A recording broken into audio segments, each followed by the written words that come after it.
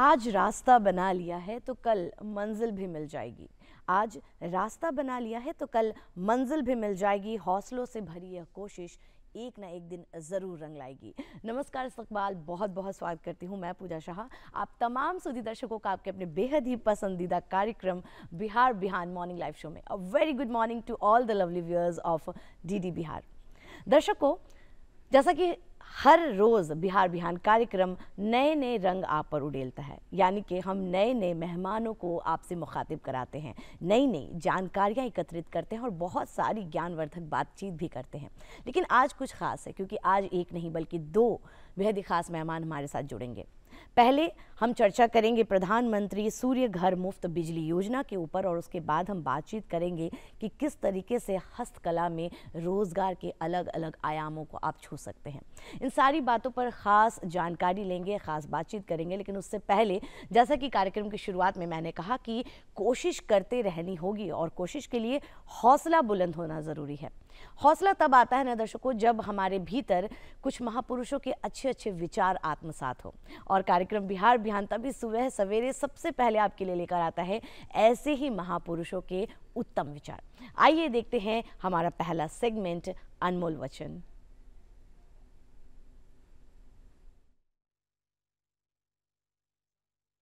की आवश्यकता होती है, क्योंकि सफलता का आनंद उठाने के लिए ये जरूरी है। Doctor APJ Abdul Kalam.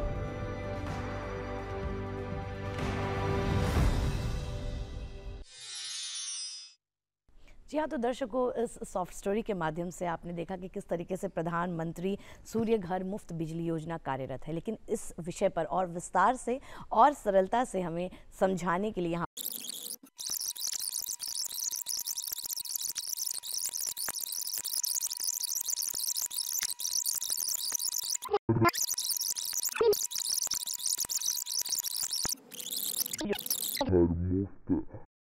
बिजली योजना कार्यरत है। आइए देखते हैं हमारा ये सॉफ्ट स्टोरी। हमारी सरकार ने देश के नागरिकों के लिए कई कल्याणकारी योजनाएं शुरू की हैं, जिसका उद्देश्य समाज के हर वर्ग के जीवन स्तर को बेहतर बनाना है।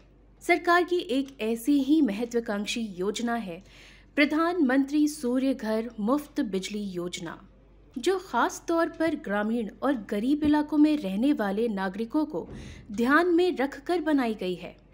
इस योजना का उद्देश्य उन लोगों को मुफ्त बिजली सुविधा उपलब्ध कराना है जो आर्थिक रूप से कमजोर हैं और जिनके पास बिजली कनेक्शन नहीं है। इस योजना के माध्यम से गरीबों और ग्रामीण क्षेत्रों में रहने वाले लोगों को एक मजबूत ऊर्जा आधार मिलेगा, जो उनके जीवन को सरल और बेहतर बनाने में मदद करेगा। इसके अलावा यह योजना प्रधानमंत्री के स्वच्छ ऊर्जा और सतत विकास के दृष्टिकोण से भी जुड़ी हुई है, जिससे न केवल ऊर्जा की उपलब्धता बढ़ेगी, बल्कि इससे पर्यावरणीय संतुलन भी बनाए रखने में मदद मिलेगी। इस योजना का क्रियान्वयन नवीकरणीय ऊर्जा मंत्रालय द्वारा की जा रही है। पीएम सूर्य घर मुफ्त बिजली योजना की शुरुआत लगभग 1 साल पहले 13 फरवरी 2024 को हमारे यशस्वी प्रधानमंत्री नरेंद्र मोदी द्वारा किया गया था। शुरुआत में हमारी सरकार ने इसके लिए 75,021 करोड़ रुपए का प्रावधान बजट में किया। साथ ही लक्ष्य रखा कि 1 करोड़ परिवार को 300 यूनिट मुफ्त बिजली इसके माध्यम से उपलब्ध करवाएगी। इस योजना के तहत देश भर में फरवरी 2025 तक 10 लाख से अधिक घरों में सोलर प्लांट लगवाए जा चुके हैं। इस योजना के तहत हर परिवार के लिए 200 किलोवाट तक सोलर प्लांट लगवाने पर कुल खर्च के 60% तक सरकार सब्सिडी के रूप में सीधे अकाउंट में जमा करवाती है। वहीं अगर कोई परिवार 3 किलोवाट का प्लांट लगवाना चाहती है तो सरकार अतिरिक्त 1 किलोवाट के लिए 40% तक की सब्सिडी देती है। एक अनुमान के मुताबिक 3 किलोवाट का सोलर प्लांट लगवाने में करीब 1.45 लाख की लागत आएगी। इसमें से 78,000 की सब्सिडी सरकार देती है और बाकी बचे हुए 67,000 के लिए भी सरकार ने सस्ते बैंक लोन की व्यवस्था की है। इस राशि पर बैंक द्वारा लिया जाने वाला ब्याज बैंक के रेपो रेट से 0.5% तक ही अधिक हो सकती है। इस तरह यह बेहद ही सस्ती और आसानी से बिजली आवश्यकता को पूरा करने वाली योजना है। इस योजना के तहत रूफटॉप सोलर पैनल लगवाने वाले परिवार को 15,000 रुपए तक की सालाना आमदनी भी होती है।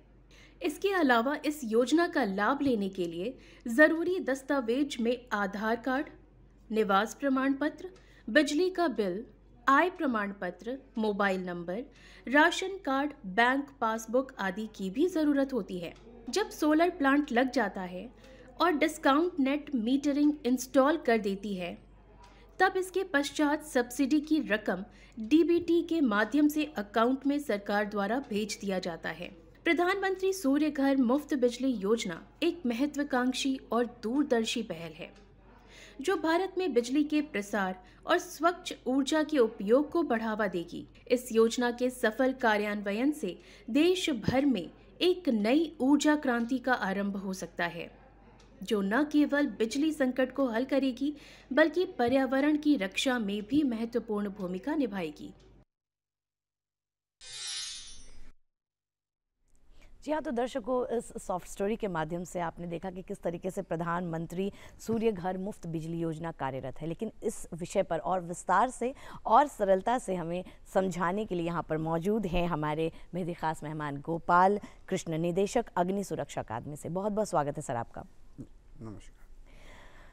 हम सबसे पहले आपसे यही जानना चाहेंगे कि इस योजना की जो है संपूर्ण जानकारी क्या है, कैसे प्रधानमंत्री सूर्य घर मुफ्त योजना बिजली योजना जो है वो कार्यरत है। जी, मैं एक एक पहलुओं को धीरे धीरे आपको सामने रखता हूँ। तो पहली बात है कि जैसा आपने थोड़ा देर पहले कहा कि बिजली इस सदी की सबसे बड़ी आविष्कारों में से सबसे पहला माना जाएगा, क्योंकि जो मैनुअली जो मशीनें हैं उसको छोड़कर कोई भी मशीन बिजली के बिना हम लोग कल्पना भी नहीं कर सकते। और ये हमारे प्रधानमंत्री का बहुत आगे का सोच है कि हर घर में बिजली बनाएं, खुद का बिजली खुद बनाएं। जैसे हर लोग रेस्टोरेंट नहीं जा सकते, हर लोग अपने घर में ही बना लें। उसी कार्यक्रम को सोच में रखते हुए इसको उन्होंने कहा है कि आप अपने अपने घर पर बिजली की व्यवस्था करिए और उसको वहाँ से पैदा कीजिए, और वो आप यूज़ ना करें, हमें दे दें, मैं उसे थोड़ा परिष्कार करके बढ़िया करके उसको यूज़ कराऊंगा, ताकि आपको जो पुरानी बातें थी कि हम लोग सोलार में मोटर नहीं चला सकते हैं, फ्रिज नहीं चला सकते, एसी नहीं, तो वो बीमारी मैं रख लेता हूँ। आपको वही पुरानी बिजली दूंगा, लेकिन आपको पैसे नहीं लगेंगे। पैसे कैसे नहीं लगेंगे? तो भाई आपने अपने छत पर हमारे इंस्टॉलेशंस को लगाए, तो उससे हम लोगों ने जो बिजली बनाया, तो आपका भी तो कुछ उसमें हिसाब बनता है। तो आपको जो मैं बिजली दे रहा हूँ वो बिजली मैं आपसे पैसे नहीं लूँगा, और आप जो बिजली बनाएंगे वो बिजली मैं ले जा कर के उसको और बढ़िया बेहतर बना के इस्तेमाल में आपको वापस करेंगे। इससे दो तीन फ़ायदे हुए। पहली फ़ायदा ये हम लोग पहला माने कि उनको बैटरी वगैरह लगाने की ज़रूरत नहीं पड़ी, वो खर्च बच गया। दूसरा सबसे बड़ा इसमें योगदान है कि आप जब चाहें, तीन तरीके से सोलार अपने देश में चलता है। एक है कि आप खुद का यूज़ करें, बात ख़त्म। एक है खुद का ना करें, सरकार को जो इस योजना में जैसे दे दें और आपको बिजली मिलता रहेगा, आप निश्चिंत रहें। एक है कि थोड़ा खपत करें और थोड़ा उनको बेच दें जो फालतू का है। तो इस तरह से ये जो बढ़ाते मिला है हम लोगों को, ग्रोथ मिला है, इसमें 75,000 करोड़ रुपया एक साल में सरकार बिजली पे खर्च करती है। अभी इस प्रोजेक्ट में 75,000 करोड़ एक बार खर्च करके 25 सालों तक सरकार को खर्च नहीं करना, पहला फ़ायदा। दूसरा फ़ायदा है कि हम लोग जो कार्बन एमिशन करते हैं, जो सोलार से थोड़ा हट के बात है, उसके लिए हमें पेनाल्टी देना पड़ता है। तो 720 मिलियन टन्स के इक्विवेलेंट का हमें बैलेंस मिल जाता है कि वो पैसे सरकार के बचते हैं। तीसरा है कि डायरेक्ट जो एम्प्लॉयमेंट है वो 17 लाख के करीब का इमेजिन किया गया है, क्योंकि 3,125 मिलियन पैनल मिला के हमारा प्रोजेक्ट ख़त्म होने वाला है। तो आप समझ सकते हैं कि उसको बनाने में कितने मैन पावर की ज़रूरत होगी। तो इस प्रोजेक्ट को सरकार ने बहुत सरल बनाया है, लोगों को दिया है कि आप जा के उनके घर में बताइए। क्योंकि एक बहुत थोड़ी सी गलत बात है कि पुराने समय के सोलार का धारणा लेके लोग मन में पहले ही बैठा लेते हैं कि ये पॉसिबल नहीं है, क्योंकि मेरा मोटर कैसे चलेगा, मेरा फ्रिज वो तो चलता नहीं था। बट उनको ये नहीं बताया गया कि अरे वो जो तुम बना रहे हो वो रॉ प्रोडक्ट जैसा समझो और मुझे दे दो, मैं फिनिश प्रोडक्ट के तुम्हें वही दूं जो आज तक तुम लेके बिजली बिल दे रहे हो, तुम्हें बिल देने की ज़रूरत नहीं है। Point number 1। Point number 2, initial investment थोड़ा बहुत होगा, उसमें कुछ सरकार भी मदद करती है सब्सिडी के रूप में और कुछ उनको अपना भी लगाना पड़ता है। तो जो अपना लगाते हैं उसमें भी आज एक पैसा लगाने की ज़रूरत नहीं है, वो बैंक आपका फाइनेंस कर देंगे। चूँकि ये प्रधानमंत्री और सीएम योजना इत्यादि जो भी आते हैं सरकार के, उसमें सिबिल का कोई रोल नहीं होता है, उनको बड़ा ही सहजता से लोन मिल जाता है। और इस लोन का और भी खासियत है कि आप 10 सालों तक भी चुका सकते हैं। अगर आप चाहें तो एक ही साल में चुका दें, चाहें तो 10 साल तक ले चलते हैं। अगर 10 साल तक कोई इंसान 2 किलोवाट वाला जो नॉर्मली घर में चलता है यूज़ करे तो 1000 रुपया महीना उसको 10 साल लगेगा और 15 साल उसको टोटली ज़ीरो पैसा लगेगा। तो उसको अगर जोड़ेंगे तो लगभग 600-700 रुपये का एवरेज 25 साल में एक घर में गिरता है। यहाँ एक और बात है, मान लीजिए आपने थोड़े बहुत बिजली दी और सरकार को कहा कि भाई आप तो मेरा माफ़ कर चुके हो। ऐसा नहीं है कि आप पूरी बारात पार्टी को सप्लाई कीजिए और उसके पैसे नहीं लगे। आपको एक लिमिटेड अमाउंट जो आप पैदा करते हैं छत पर, उसको हम लोग इंपोर्ट वर्ड कहते हैं और जो भेजते हैं वो एक्सपोर्ट कहते हैं। तो हम एक अनुमान लगाते हैं कि मुझे कितना एक्सपोर्ट करना, कितना खपत करना, उस हिसाब से हम अपने मेगावाट को सेट करते हैं कि मुझे इतने मेगावाट के चाहिए। उससे फ़ायदा क्या है, अभी जो प्राइस लग रहा है उसका करीब करीब आधा तो सरकार छोड़ ही दे रही है। तो ये सबसे बड़ा फ़ायदा है कि आज ही हम थोड़ा बढ़ा लें और इसको यूज़ करें। दूसरा बेनिफिट क्या है कि 25 साल तक जो आपके यहाँ इंस्टॉलेशन होगा उसमें कोई भी खराबी होगी तो पैनल्स वगैरह इमीडिएट चेंज होगा और 5 साल तक तो फुल आपके एक छोटे से तार भी कटेंगे तो वो बदला जाएगा। लेकिन ऐसा होता नहीं है, इसलिए कि पैनल को हाइट पे रखा जाता है तो उसमें एक्सीडेंटल लॉस होने का चांस कम होता है। ये कुछ फ़ायदे हैं। इसके कुछ तरीके हैं कि कैसे इसको किया जाता है। बच्चे जाते हैं या बड़े लोग जाते हैं जो जॉब करना चाहते हैं, उनको बहुत सारी एजेंसियां हैं इंडिया में, करीब करीब 300 से ज़्यादा एजेंसियां काम कर रही हैं। एक एजेंसी से हम लोगों की भी संस्थान जुड़ी हुई हैं जो इंडिया के लेवल में अव्वल 1-2 में आती हैं। उनके लड़के जाते हैं, लड़के उनको एक्सप्लेन करते हैं घर वालों को। जिनके पास भी बिजली बिल है वही इसका फ़ायदा ले सकता है। ये इंसान के लिए उसके हिसाब से नहीं है। अगर आपके घर में 3 बिजली बिल है, 3 मीटर है, तो आपको 3 गुना लाभ होगा। मान लीजिए कि 2 भाई बट गए, उन्होंने 2 मीटर लगा लिया तो दोनों को मिलेगा। ऐसा नहीं है कि तुम्हारे पिताजी एक थे तो वहीं सीमित हो जाएगा। सब्सिडी की भी बात कर सकते हैं। 1 किलोवाट लगाने में आपको 30,000 रुपया सरकार देती है अपनी तरफ से। 2 किलोवाट में 60, 3 किलोवाट में 78 ही मिलता है और उसके बाद से कितना भी किलोवाट लगा लीजिए 78 से ऊपर नहीं जाता। तो ये एक अतिरिक्त फ़ायदा है, लाभ है।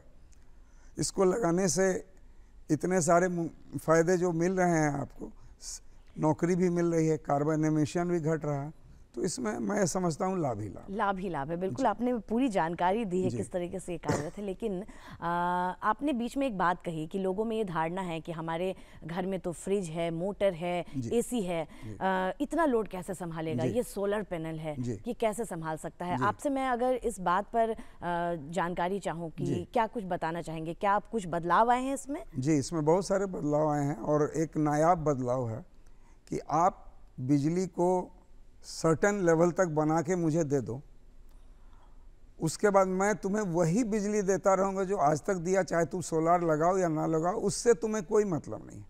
यूँ समझ लीजिए कि आपने अपने छत के जगह को सरकार को किराए पे दे दिया, किराया का पैसा सरकार को आपको पे नहीं की, एवज में बोली कि चलो भाई तुम्हारा छत था तुमने दिया तो मेरी भी बिजली तुम खा रहे हो, चलो मैं एवज में तुम्हें बिजली के पैसे माफ़ कर देता हूँ। तो इसमें डरने की बात नहीं है, सोचने की बात नहीं है, संभालने की बात ही। एक बेटर अप्रोच है, आप वही बिजली जला रहे हैं जो आप तक जला रहे हैं। अगर आप सोलार न लगवाएंगे तो भी उसी बिजली को आज भी चलाएंगे, सोलार लगवाएंगे तो भी उसी बिजली को आज भी खपत करेंगे। सिर्फ आपका जो एक्स्ट्रा आपने तैयार किया है वो सरकार को भेजते हैं, सरकार उसको ट्रांसमिशन करती है, उसका थोड़ा सा अपग्रेडेशन करती है और बैंकिंग भी करती है। हालांकि इसमें भी एक कहानी है, छोटा सा चार्ज डिस्कॉम वाले लेते हैं। डिस्कॉम मतलब जो डिस्ट्रीब्यूशन कंपनीज़ हैं। पहले हम लोग के जैसे बिहार में बिहार सरकार का इलेक्ट्रिसिटी बोर्ड था, वो सारा काम करता था। लेकिन अब थोड़ा मैनेजमेंट डिसेंट्रलाइज हुआ। बनाने वाले अलग कंपनी हो गए, बेचने वाले अलग कंपनी हो गए। जैसे इंडियन ऑयल वगैरह में आप जाएंगे तो देखेंगे रिफाइनरी डिवीज़न तेल बनाती है, मार्केटिंग उसको बेचती है, पाइपलाइन पहुंचाती है। ठीक उसी तरीके से इसमें कंपनियां बांट दिया गया। तो ये डिस्कॉम वाले आपके सारे लेन देन का हिसाब रखते हैं, उनका एक नेट मीटर लगता है, वो डेली का डेली आपको बताएगा कि आज आपके यहाँ कितना बिजली आपने तैयार कर पाया। एवरी डे आपको पता चलेगा, आपके मीटर में भी और आपके मोबाइल में, कि हर चीज़ पारदर्शी रहेगा। ये आपने बताई बहुत अच्छी बात कि हम कुछ भी चला सकते हैं, सब कुछ पारदर्शी है, कुछ संकोच की कोई बात नहीं है। लेकिन सारी बातें जब हो जाती है तो जहन में एक बात आती है कि चलिए हमने ये डिसाइड कर लिया है कि अब हमें सोलर पैनल लगाना है, तब बात आती है लागत की। तो क्या अमूमन लागत लगती है इसमें? देखिए, अभी जो प्रोसेस है गवर्नमेंट का, जो नोटिफिकेशन है, उसमें 50 से 85 हज़ार के बीच में किलोवाट का तरह तरह का पैनल मार्केट में है। नॉर्मली सब लोग 70,000 वाला पैनल, बीच का पैनल लगाते हैं। तो 70,000 आपके माथे पे आया, 30,000 सरकार ने छोड़ दिया, तो बचा 40,000। फिर दूसरा भी किलोवाट अगर आपको लेने का ज़रूरत पड़ा तो आप पे 80,000 आया। इसी तरीके से बढ़ते जाता है। अब इस पैसे को आपके पॉकेट में नहीं होगा, आप कहेंगे क्यों हम माथापच्ची करें और 80,000 अभी घर से निकालें, जाओ भाई जो है जो है। तो उसमें सरकार ने कर दिया कि आपको सीधे बैंक वाले कॉल करके लोन देंगे, आप लोन लीजिए और आप चाहें तो 10 साल तक उसकी भरपाई कर सकते हैं। आप चाहें तो अपने पैसे से खरीद सकते हैं, आप चाहें तो 1 साल में ख़त्म करिए। It is up to you, आप जैसा चाहें वो कर सकते हैं। तो ना पैसे की चिंता है, पैसा को वसूली भी जो हो रहा है वो इतना कम हो रहा है कि हर महीने के बिजली बिल से भी कम लग रहा है। 10 साल तक में पूरा हो जाए, और 10 साल के बाद तो बिजली बिल बिल्कुल ज़ीरो है। हाँ, ये एक अलग बात है कि आपका अनुमान सही होना चाहिए कि आपको 2 किलोवाट चाहिए या 3 किलोवाट चाहिए या 1 किलोवाट। नहीं तो अगर आपका खपत एनुअली कैलकुलेट होगा, कितना आपने उगाया और कितना उनका बिजली लेके आपने यूज़ किया, तो उस खपत में अगर आपका खपत बढ़ जाता है तो मामूली सा चार्ज लगता है। दूसरा एक और हिडन चार्ज है, हमें सरकारी बिजली में मीटर चार्ज देने पड़ते हैं, चाहे हम जलाएं या नहीं चलाएं। तो वो मीटर चार्ज अभी भी लगता है, तो हमें थोड़ा अधिक उपजा कर लेना चाहिए कि वो भी कॉस्ट उसमें कंपनसेट हो जाए। तो हम लोग सलाह देते हैं कि अगर आप 2 किलोवाट वाले हैं तो भैया 25 साल में आपके बाल बच्चे होंगे, आपके मकान का तल्ला भी उठेगा। हाँ, ये बात मैं यहाँ क्लियर करना चाहता हूँ कि अगर आप तल्ला उठाना चाहते हैं तो फ्री ऑफ कॉस्ट उसको भी सर्विस कंपनी दे देती है। थोड़ा मोड़ा लेबर चार्ज वगैरह मिसलिनियस चार्ज लेती है, लेकिन वो लगवा देती है, उसमें आपको ज़रा भी दिक्कत नहीं। पहली बार जो लगता है तो बस यूँ हम लोग मजाक में कहते हैं कि 2 बाल्टी पानी दे देना, सारा पत्थर जो भी एंगल, जो भी तुम्हारा ईंट लगेगा वो सब हमारे लोग आएंगे, हमारे लोग लगाएंगे और 1 दिन में लगा के चले जाएंगे। जी, बार बार आपने बातचीत में एक बात कही कि 25 वर्ष के बाद ज़रूरत पड़ती है अगर आप कुछ करवाना चाहते हैं, सर्विसिंग करवाना चाहते हैं। 25 वर्ष क्यों? ये 25 वर्ष का क्या है? जी, सर्विसिंग नहीं है मैडम 25 वर्ष में। 25 वर्ष में हम लोगों का वो पैनल डिफंक्ट होने का ये एक अनुमान है जी, कि वो पैनल 25 साल के बाद बर्बाद हो जाएगा, नहीं चलेगा। लेकिन ऐसा स्ट्रेंजली देखा गया है कि पुराने समय के लगाए हुए 35 साल के पैनल चल रहे हैं। तो ये प्रोग्राम में हम लोग तो एक अनुमानित कर देते हैं 25 साल, क्योंकि सरकार का वो गाइडलाइन है तो उसी का अनुकूल बताना है। लेकिन अगर आप प्रॉपर मेंटेनेंस करेंगे, प्रॉपर मेंटेनेंस का मतलब सिर्फ 15 दिन पर उसकी अच्छी से धुलाई कर दें पानी से, बरसात में तो वो भी ज़रूरत नहीं, तब आप इसको अनुमान उससे 2, 4, 5, 10 साल चला सकते हैं, डिपेंडिंग ऑन दी किस कंपनी का कैसा क्वालिटी का आपने पैनल सेलेक्ट किया। उस दौरान में आपका वो लाइफ टाइम उसका बढ़ जाता है। वैसे 5 साल तक तो एक स्क्रू भी ढीला होता है तो कंपनी के लोग आके करते हैं। 5 साल से 25 साल, अगले 20 साल आपके पैनल वारंटी में नहीं है, फुल गारंटी में है। उसको खोल के फेंक के नया लग जाएगा, अगर शायद कभी ऐसा हुआ तो, जो कि होता नहीं। मतलब कहने का आपका ये है कि कोई सर्विस नहीं, 25 साल के बाद कुछ भी परेशानी होगी वो फिर आकर के चेंज करके 25 साल के अंदर हाँ। और 25 साल के बाद मतलब 25 साल तक तो आप उसको आराम से चला सकते हैं, कोई परेशानी नहीं आने वाली है। जैसे सरकार मानती है कि 60 बरस में रिटायर करा दो, अब अगले लोगों को नौकरी दो, तो इससे ही समझ लीजिए ये 25 है, ये 25-26 भी होगा। ऐसा नहीं कि रिटायर करते अगले दिन सब मर जाते हैं जी, लाइफ वो नहीं है, but it is assumed life. लेकिन बहुत बड़ी बात है ये कि आपने एक बार सोलर पैनल लगा लिया, 25 साल तक अब निश्चिंत हो गए हैं। निश्चिंत हो गए, ज़रूरत क्यों है? आखिर हम तो अभी बिजली उपभोक्ता हैं, हम सभी बिजली का उपयोग कर रहे हैं, इस्तेमाल कर रहे हैं। सोलर पैनल की बात कई ज़माने से, बहुत सालों से हम सुनते आ रहे हैं, लेकिन आज के समय की ये ज़रूरत क्यों समझते हैं आप? देखिए, ये नेचुरल रिसोर्स का यूटिलाइजेशन है, रिन्यूएबल रिसोर्स है। ऐसा नहीं कि कोयला जला लिए, कोयला ख़त्म हो गया, तेल ख़त्म कर दिया, ऐसा नहीं। ये तो निरंतर चलेगा, जब तक सूर्य है तभी तक हम लोग हैं। तो उसको अगर हम हार्नेस करते हैं तो इतना बड़ा बिजली का स्रोत है जिसको हम पकड़ नहीं पाए, उसको पकड़ लेते हैं तो हमें कम एक्स्ट्रा ये और जनरेशन की ज़रूरत नहीं पड़ती। जनरेशन कॉस्ट नेचुरल है, फिक्स कॉस्ट घट गया। जब 10 लोग को हम उतना कर रहे थे तो अब 10 लोग में इतना कर रहे हैं, तो कुछ कॉस्ट तो घटेगा ही। रोजगार जो है, रोजगार डायरेक्ट एम्प्लॉयमेंट जल्दी नहीं हो पाता, सरकार एनहांस नहीं करती। अब ये 17 लाख का अनुमान है कि 17 लाख लोग जॉब में आएंगे।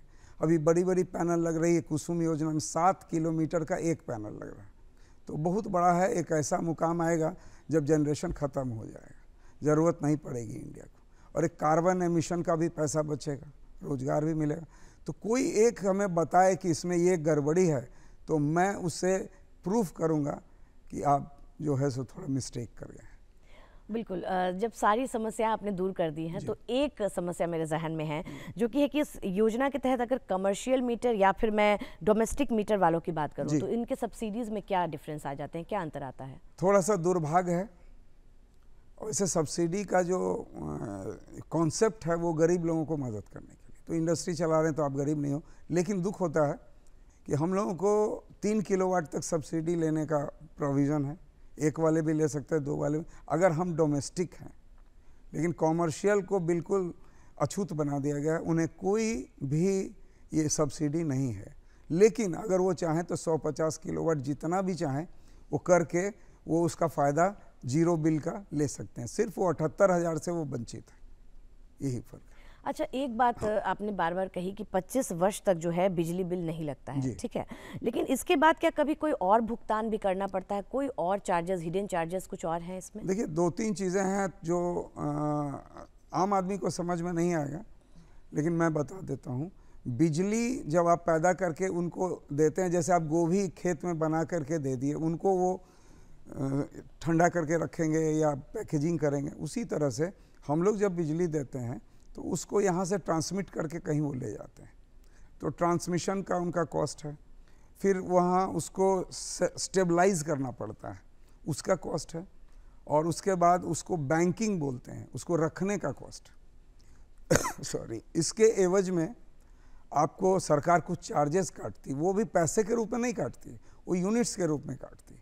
जैसे कि आपके मीटर में दिखाएगा कि ये 1 किलोवाट आपने जनरेट किया, तो एक्चुअली वो 1 से ज़्यादा किलोवाट आप जनरेट करते हैं, जो आपका मीटर नहीं दिखाता है। इसीलिए इसको नेट मीटर बोला जाता है। There is a term gross, there is a term net. तो ग्रॉस आप 70% नेट पाएंगे आप अभी के दौर। इसमें भी एक खुशी की बात है कि इस योजना के आने के बाद 10% वो कॉस्ट को सरकार रिड्यूस कर दी है। अब नेट मीटर 70% पे नहीं 80% देती है आपको, तो वो एक लाभ आपको मिला है।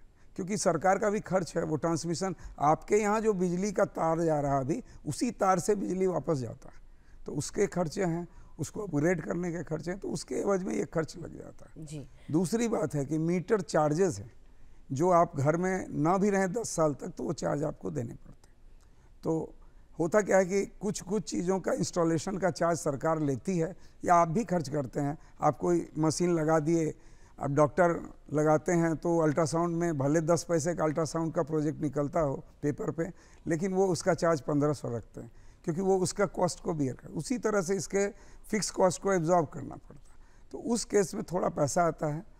वो पैसा के लिए हम लोग कहते हैं कि तुम अधिक उगाओ, उस पैसे से वो कॉस्ट कंपनसेट हो जाएगा। अच्छा, 1 साल के अंदर के साइकिल में बिल जुड़ता है, गर्मी, जाड़ा, बरसात मिला के एक बिल आता है, उस बिल में कैलकुलेट। जी, मैं चाहूँगी दर्शकों को जाते जाते क्या संदेश देंगे वो ज़रूर बताएं। देखिए, कुछ चीज़ें हैं, जैसे कि एक वर्ड है टैक्स प्लानिंग और एक है टैक्स इवेशन, यानी आप टैक्स चुरा रहे हैं या टैक्स बचा रहे हैं। बचा रहे हैं तो सरकार के दायरे में बचा रहे हैं। इसमें भी सरकार के दायरे में बचाने के बहुत अच्छे अच्छे चीज़ें हैं जो लोगों को पता नहीं है। मैं 1-2 टिप दे देता हूँ, हालांकि वो थोड़ा सा अलग चीज़ है जो प्रमोट नहीं होता है और मैं करना भी नहीं चाहता हूँ। अगर जैसे आपके यहाँ एक बहुत 5-6 किलोवाट का मीटर लगा हुआ, आपको सब्सिडी 3 ही किलोवाट का, लेकिन आप हस्बैंड वाइफ में 2 मीटर लगवा लीजिए 3-3 किलोवाट का, दोनों आपको 2-12-78 मिल जाएगा। एक फैसिलिटी ये सबसे बड़ी है। दूसरी फैसिलिटी है कि आप कभी भी उसको जो भी आप वहाँ पे जनरेट कर रहे हैं वो हरदम ध्यान दें कि मुझे ज़्यादा जनरेट करना है, मुझे कम नहीं करना, अदरवाइज आई हैव टू पे फॉर दैट एक्स्ट्रा। यही सबसे बड़ी बात जी, ज़रूर से थोड़ा ज़्यादा उसको जनरेट करें। जहाँ भी सोलार लगाते हैं हम लोग तो खुद देख लेते हैं कि शैडो कितना है, कितना % सनलाइट है, वो तो हम लोग चेक कर लेते हैं, लेकिन उनको भी ध्यान रहे कि हम लोग जब लगा के निकल जाएं वहाँ से तो वहाँ पे मंडप बना के ना छोड़ दें 10 साल तक, कुछ ऐसा ना कर दें कि उसके ऊपर रोशनी घट जाए। तो अगर कोई बगल का बिल्डिंग ही उठ रहा है तो थोड़ा सा अकॉर्डिंगली अपने चीज़ को देख लें कि वो वही प्रोडक्शन है या कम हो रहा है। क्या बात है, ये सब बातें हैं। बहुत सारी जानकारी, और आपने बताया मुफ्त बिजली पाने का एक उपाय भी, बहुत सारी जानकारी है। मैं तो कहूँगा मैम कि मुफ्त बिजली, मुफ्त रोजगार, मुफ्त स्वच्छ वातावरण, मुफ्त वैसे चीज़ जो आप यूज़ करके फिर से जनरेट कर दे रहे हैं, तो ये तो मुफ्त का भंडार है। ये PM मुफ्त योजना नहीं है, ये सबका एक कॉमन मुफ्त योजना है, जो गरीब अमीर कोई भी इसको इस्तेमाल कर ले। इसके लिए तो मैं सरकार का धन्यवाद दूंगा कि ऐसे ऐसे योजनाएं लाएं वो और लोगों का रोजगार दें, क्योंकि रोजगार हमारा सबसे प्राइम फोकस का चीज़ होता है। जी बिल्कुल, एकदम तो सही मेरा बात जो कही स्माइल ग्रुप है जो इस सोलार को इंडिया भर में काम कर रहा है, APN solutions energy solutions private limited बड़ी कंपनी है, उनके हम लोग छोटे छोटे सहभागी की तरह काम करते हैं। ये लोग पूरी ख्याल रखते हैं। अभी बच्चों की ट्रेनिंग हम लोग दे रहे हैं, बच्चों को वर्दी दे रहे हैं, कार्ड दे रहे हैं और सैलरी टाइम पे दे रहे हैं, लाइक मंथली सैलरी। यानी कि कहीं ना कहीं लोगों का कल्याण हो रहा है और पर्यावरण का भी कल्याण कर रहा है। बहुत बहुत बहुत बहुत शुक्रिया, बहुत बहुत धन्यवाद यहाँ पधारने के लिए। सारी बात उस बार फिर से एक बार आप सभी तमाम दर्शकों का बहुत बहुत स्वागत है। और ब्रेक पर जाने से पहले हमने जाना कि किस तरीके से हम सूर्य घर योजना, प्रधानमंत्री की जो योजना है, इससे हम मुफ्त बिजली पा सकते हैं। और इसी के साथ अब कार्यक्रम में आगे बढ़ने का समय है। अब हमारे साथ मौजूद हैं एक बेहद ही खास मेहमान अशोक कुमार सिन्हा, जो कि अपर निदेशक हैं बिहार संग्रहालय से। बहुत बहुत स्वागत है सर आपका। नमस्कार। दर्शकों, अब हम बात करने वाले हस्तकला के विषय में। हस्तकला क्या है और किस तरीके से हम हस्तकला के शिक्षण ले सकते हैं, प्रशिक्षण ले सकते हैं, और इसके क्या क्या रोज़गार के आयाम हैं, इन सारी बातों पर हम चर्चा करेंगे। लेकिन सबसे पहले आपसे मैं ये ज़रूर जानना चाहूँगी कि जो हस्तकला है, इसकी जो इतिहास है बहुत समृद्ध है। अगर मैं बिहार की बात करूँ तो सबसे पुरानी हस्तकला टेराकोटा को मानी जाती है बिहार से। अगर हस्तकला की समृद्ध इतिहास के विषय में अगर मैं चाहूँ जानना, तो क्या कुछ आप बताएंगे? आपने बिल्कुल सही कहा कि बिहार का जो इतिहास है सदियों तक भारत का इतिहास रहा है। लोक कला के क्षेत्र में अगर बात करें तो भारतीय इतिहास जो है लोक कला का, वो मौर्य काल से शुरू होता है। और मौर्य काल जो है वो मगध यानी बिहार की ही देन है। जो मौर्य काल में कई जगह खुदाई हुई देश के कई भागों में, बिहार में भी चौसा में, बक्सर के पास चिरान में और कई अन्य स्थलों पर वहाँ जो उत्खनन हुए, पुरातात्विक उत्खनन, उसमें जो वस्तुएं मिली हैं उसमें टेराकोटा की सामग्रियाँ ज़्यादा हैं। वैशाली की भी बात करें तो वहाँ भी जो खुदाई हुई तो उसमें टेराकोटा के पात्र बहुत ज़्यादा संख्या में मिले हैं। तो इतिहास में मौर्य काल में स्टोन के मामले में भी, स्टोन क्राफ्ट के मामले में बिहार बहुत समृद्ध था। अन्य कलाओं में तो था ही, मिथिला पेंटिंग की बात आप कीजिए, टिकुली पेंटिंग की बात कीजिए, टेराकोटा, पेपर मेसी, सिक्की कला, सभी कलाओं में अतीत से ही बिहार काफ़ी समृद्ध रहा है। मौर्य काल की बात की, उसके बाद अगर आप गुप्त काल में आएँ, पाल काल में आएँ, तो सदियों तक बिहार जो है लोक कला के क्षेत्र में अग्रणी रहा है। एक समय ऐसा था पाल काल के समय में कि देश दुनिया के लोग यहाँ सीखने आते थे। उस समय धीमन और बीठपाल पिता पुत्र थे, बहुत बड़े कलाकार थे। उनसे आसपास चीन, बर्मा, सूडान इत्यादि देशों के कलाकार यहाँ नालंदा में आकर सीखते थे। और यहाँ का जो निर्माण होता था टेराकोटा ही नहीं, स्टोन क्राफ्ट में, मेटल में, वो दूसरे देशों तक उसकी सप्लाई होती थी। तो अतीत में बिहार काफ़ी समृद्ध था, यह मैं कह सकता हूँ। बिल्कुल, इतना समृद्ध जब ये हस्तकला है और ख़ासकर मैं बिहार की बात जब कर रही हूँ, आपने बताया कि इतिहास भी कितना समृद्ध है। अगर मैं वर्तमान की बात करूँ, अभी हस्तकला जो है वो कितना कारगर साबित हो रहा है हमारे बिहार वासियों के साथ-साथ संपूर्ण देश भर में और अंतर्राष्ट्रीय स्तर पर भी? बिहार की लोक कलाओं की विश्वव्यापी मांग है। जब से तकनीक का प्रचलन हुआ है तो संपूर्ण दुनिया एक बाजारवाद जो है उसमें बिहार की कलाओं की काफ़ी मांग हुई है। अब एक क्लिक पर आप अपने प्रोडक्ट को देश दुनिया में कहीं भी भेज सकते हैं, कहीं भी पहुंचा सकते हैं। तो बिहार की लोक कलाओं का जो डिमांड है भारत में तो है ही, दूसरे देशों में भी काफ़ी अधिक इसका डिमांड है। मसलन सबसे अधिक प्रसिद्धि मिथिला पेंटिंग, जिसको मधुबनी पेंटिंग भी कहते हैं, उसको मिली है। और मैं बताऊं कि लोक कला के क्षेत्र में पूरे देश में जितने भी राज्य हैं उसमें सबसे अधिक पद्मश्री जो हैं लोक कला के क्षेत्र में वो बिहार से हैं। सिर्फ मिथिला पेंटिंग में 9 पद्मश्री सम्मान 9 कलाकारों को मिला है। कुल 16 कलाकारों को बिहार से पद्मश्री सम्मान मिला है। तो देश के दूसरे किसी अन्य राज्य में इतनी बड़ी संख्या में पद्मश्री कलाकार नहीं हैं जितने बिहार में हैं।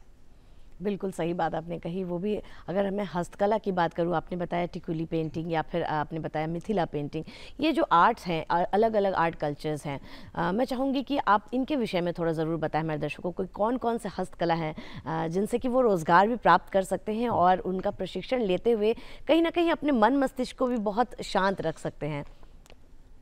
बिहार में वर्तमान में करीब 16 प्रकार की कलाएँ, लोक कलाएँ प्रचलित है, जिसका देश दुनिया में एक मांग है और उसका असर भी है। मसलन मिथिला पेंटिंग की बात करें तो मिथिला पेंटिंग अतीत से ही चला आ रहा है। जानकार लोग उसको रामायण काल से जोड़ के देखते हैं। कहते हैं कि सीता, जो जगत जननी सीता हैं, वो खुद अच्छी पेंटर थी। और जब राम सीता का विवाह हुआ था उस समय राजा जनक का जो महल था वो पूरा मिथिला पेंटिंग से सजा हुआ था। तो मिथिला पेंटिंग की शुरुआत रामायण काल से मानी जाती है। उसके बाद के वर्षों में भी मिथिला पेंटिंग प्रचलन में रही, लेकिन इसकी जानकारी हमें प्राप्त हुई 1934 में। आप जानती हैं कि 15 जनवरी 1934 को बिहार में बहुत बड़ा भूकंप आया था। उस समय लगभग 10,000 लोग की मृत्यु हुई थी भूकंप से। उसी क्रम में उस समय मधुबनी के जो अनुमंडल पदाधिकारी थे WG आर्चर, हुआ क्या कि सरकार ने जायजा लेने के लिए SDO को कहा कि आप अपने इलाके का सर्वेक्षण करके हमें बताइए कि कितना नुकसान हुआ है। उस समय तक मिथिला पेंटिंग की जानकारी लोगों को, बाहर के लोगों को नहीं थी, स्थानीय लोगों को छोड़कर। जब वो गाँवों में गए तो देखा कि जो दीवारें, टूटी फूटी दीवारें हैं, उस पर बहुत ही खूबसूरत पेंटिंग बनी हुई। वो देख के दंग रह गए। उसके बाद उन्होंने उसका सर्वे किया और एक आर्टिकल लिखी और उसका नाम दिया मैथिल पेंटिंग। और उसको उस समय के जो जर्नल्स थे उसमें उसने प्रकाशित कराया। तब जाकर देश दुनिया के लोगों को मिथिला पेंटिंग की जानकारी हुई 1934 में। क्या बात है, ये तो बिल्कुल एक कहानी की तरह रोचक लग रहा है सुनने में भी। मिथिला पेंटिंग इस तरीके से लोगों के बीच में प्रसिद्ध हुआ। कहीं ना कहीं जो ग्राम उद्योग की हम बात करते हैं, रोज़गार की हम बात करते हैं, वो किस तरीके से हस्तकला से उसका क्या जुड़ाव है? देखिए, अतीत की बात करें, राष्ट्रपिता महात्मा गांधी की बात करें तो वो कहा करते थे कि भारत का जो विकास है ग्रामोद्योग के माध्यम से ही हो सकता है। उन्होंने ग्रामोद्योग के विकास की कल्पना की थी और उसके लिए उन्होंने कई मूवमेंट भी चलाए थे। उसी क्रम में उन्होंने पटना में, आपको जानकर आश्चर्य होगा और खुशी भी होगी कि जो खादी की बात करें, उन्होंने खादी पर ज़्यादा जोर दिया था राष्ट्रपिता ने। तो देश में जो पहला अखिल भारतीय चरखा संघ बना था 1924 में पटना में कदमकुआं मोहल्ले में बना था। तो खादी का विकास उसी समय से शुरू हुआ।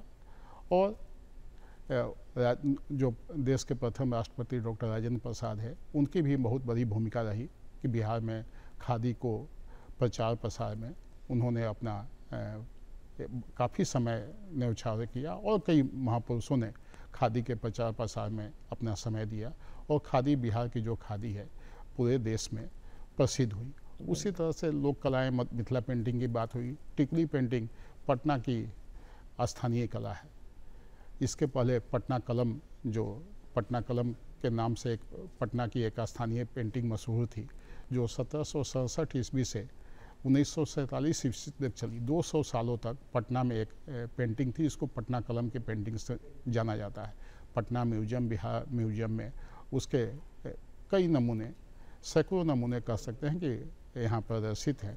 तो पटना कलम भी एक बिहार की प्रसिद्ध कला थी। इसके अलावा अगर हम लोग सिक्की कला की बात करें, जो तालाब किनारे, नदी किनारे जो घास उपजते हैं, उसके यहाँ की महिलाओं ने, विशेषकर महिलाओं का मैं जिक्र करूँगा कि उन्होंने एक कला का रूप दे दिया है।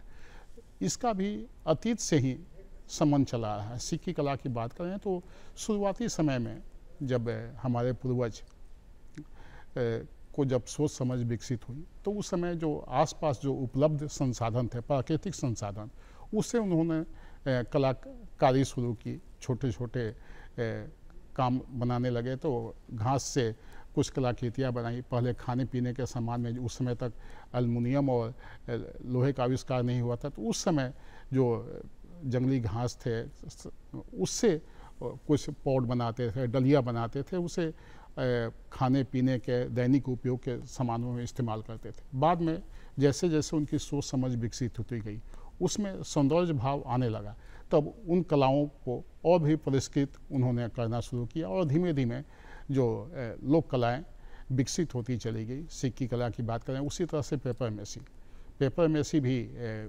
कागज़ के गत्ते को गला के उसमें गोंद मिला के, मेथी मिला के उसको पेपर मेसी कला का रूप दिया जाता है। धार्मिक आयोजनों में भी इसका इस्तेमाल खूब होता था। आपने अलग अलग आयामों को बताया कि कौन कौन से आयाम है हस्तकला के, और उसी बीच में हम बातचीत कर रहे थे कि क्या कुछ धार्मिक और सांस्कृतिक महत्ता होती है, इस विषय पर क्या बताएंगे? अगर बिहार की लोक कलाओं की बात करें तो शुरुआती समय में सभी का महत्व धार्मिक आयोजनों के लिए ही था। दैनिक उपयोग की ज़रूरतें पूरा करती थी लोक कलाएँ, उसके साथ साथ धार्मिक आयोजनों में इसकी विशेष महत्ता रहती थी। जैसे मैंने पहले जिक्र किया कि मिथिला पेंटिंग का, तो मिथिला पेंटिंग शुरुआती समय में या तो पर्व त्यौहार, शादी ब्याह के समय में ही मिथिला पेंटिंग दीवारों पर उकेरी जाती थी। कोई सामाजिक त्यौहार हुआ, कोई आयोजन हुआ, तो देवी देवताओं की जो मूर्तियाँ बनती थी वो टेराकोटा से, पेपर मेसी से, सिक्की से या फिर पेंटिंग के माध्यम से बनाई जाती थी। मिथिला में रीजन, जो मिथिला रीजन है बिहार का, उसमें कोहबर, शादी के समय में कोहबर बनाने का प्रचलन था, आज भी है। तो प्रत्येक घर में शादी के समय में कोहबर बनाया जाता है। चाहे मिथिला की बात करें, मगध की बात करें, भोजपुर की बात करें या अन्य अंग प्रदेश की बात करें, सभी जगह कोहबर बनाने का प्रचलन था और आज भी है, कुछ बदले हुए स्वरूप में। तो इसलिए हम कह सकते हैं कि धार्मिक आयोजनों और दैनिक उपयोग से ही इसकी शुरुआत हुई थी, जो बाद में जैसे जैसे सौंदर्य की भावना विकसित होती गई, लोगों में स्फुरन हुआ कि सौंदर्य होना चाहिए लोक कलाओं में, तब वो व्यावसायिक होती गई और आज व्यवसाय के दृष्टिकोण से भी बिहार की लोक कलाएँ काफ़ी उन्नत हैं। बिल्कुल उन्नत हैं। और जब व्यवसाय की बात हो रही है तो रोज़गार की हम ज़रूर बात करेंगे। ख़ासकर मैं युवाओं और महिलाओं के विषय में अगर बात करना चाहूँ, कहीं ना कहीं अगर कोई महिला या कोई युवा कम भी पढ़ा लिखा है, लेकिन उसके भीतर अगर एक कलात्मक कहीं ना कहीं अगर उसमें टैलेंट है और वो किसी कला से जुड़ा हुआ है, तो क्या हस्तकला उन्हें रोज़गार के आयाम दे सकता है? बिल्कुल। मैं आपको बताऊं कि बिहार में मधुबनी में एक सरकारी संस्थान है, मिथिला चित्रकला संस्थान। वहाँ के अधिकांश जो आचार्य पद पर हैं, जो प्रोफेसर हैं वहाँ के, वो 4वीं और 5वीं कक्षा तक पढ़े हुए हैं। तो लोक कलाओं में शिक्षा बहुत आवश्यक नहीं है। जो पारंपरिक लोक कलाकार हैं वो पीढ़ी दर पीढ़ी परंपरा से उनके यहाँ लोक कलाएँ चली आ रही हैं। माँ अपनी बेटी को सिखाती है, बेटी अपनी बेटी को। इस तरह से यह क्रम लगातार आगे बढ़ता आया है। तो लोक कलाएँ पारंपरिक रूप से चलती आ रही हैं और उसमें शिक्षा बहुत जरूरी नहीं था, लेकिन बदले हुए समय में शिक्षित बच्चे भी लोक कलाएँ के क्षेत्र में आ रहे हैं। और पहले के लोग स्वाभाविक है कि अपेक्षाकृत कम पढ़े लिखे थे। आज जितने भी जो बिहार में मैंने जिक्र किया कि 16 पद्मश्री हैं, वो सब अधिकांश परंपरा से कम पढ़े लिखे, लेकिन आज लोक कला के क्षेत्र में बिहार का नाम देश दुनिया में अपनी कलाओं के माध्यम से रोशन कर रहे हैं। जी मैं चाहूँगी कि आप ज़रूर बताएं हमारे दर्शकों को कि जैसा आपने कहा कि कम पढ़े लिखे हैं या फिर पढ़े लिखे हैं, वो मैटर ही नहीं करता है। कहीं ना कहीं प्रतिभा जो है उनके भीतर वो ज़रूरी है। तो आपसे मैं जानना चाहूँगी कि जो हमारी महिलाएं हैं या जो बच्चे हैं या कोई भी युवा हैं, कोई पुरुष भी हैं, वो चाहते हैं कि वो हस्तकला में रोज़गार प्राप्त करें, तो क्या कुछ संदेश देंगे हमारे दर्शकों को? लोक कलाएँ मन की शांति के लिए भी बहुत ज़रूरी है। देखिए, आज का जो समय है दैनिक जीवन में, रोज़मर्रा के जीवन में, चाहे आप सरकारी नौकरी में हो या व्यक्तिगत जीवन में आप व्यवसाय कर रहे हो, तनाव सब जगह व्याप्त है। आपाधापी दैनिक जीवन में लगी हुई है, आगे बढ़ने की होड़ लगी हुई है। इसमें जो मानसिक शांति लोगों के पास नहीं है, उसके लिए बहुत ज़रूरी है कि लोक कलाओं में अगर थोड़ा सा भी समय दें तो उससे एक जो मेंटल डिप्रेशन है, जो आज के समय में बहुत प्रभावी है, लोगों की बीमारी, आप डॉक्टर से बात कीजिए तो सबसे पहला डॉक्टर का सुझाव यही होगा कि आप तनाव कम कीजिए। चाहे ब्लड प्रेशर की बीमारी हो, शुगर की बीमारी, कहीं ना कहीं सबका संबंध तनाव से जब होता है। तो उसके बचने के लिए लोक कलाओं में अगर ध्यान दें, युवा हो, बच्चे हों या बुजुर्ग हों, और सरकार की कई संस्थाएं, भारत सरकार की, बिहार सरकार की अनगिनत संस्थाएं लोगों को हस्तशिल्प से जोड़ने में लगी हुई है। पटना में एक उपेंद्र महारथी शिल्प संस्थान है। बिहार संग्रहालय में भी समय समय पर लोक कला की शिक्षा दी जाती है, मुफ्त में दी जाती है, सभी जगहों मुफ्त में दी जाती है। या फिर बिहार ललित कला अकादमी है, या सभी जिलों में अब जिला कला एवं संस्कृति पदाधिकारी की बहाली अभी हाल में 1 साल पहले हुई है। पूरे बिहार में लोक कलाओं की शिक्षा दी जा रही है और उसमें मैं युवकों से आग्रह करूंगा कि वे लोक कला के क्षेत्र में जुड़ें। उससे न सिर्फ बिहार का विकास होगा, बल्कि मानसिक तनाव से भी उन्हें मुक्ति मिलेगी और भविष्य में रोजगार के भी बहुत सारे अवसर मिलेंगे।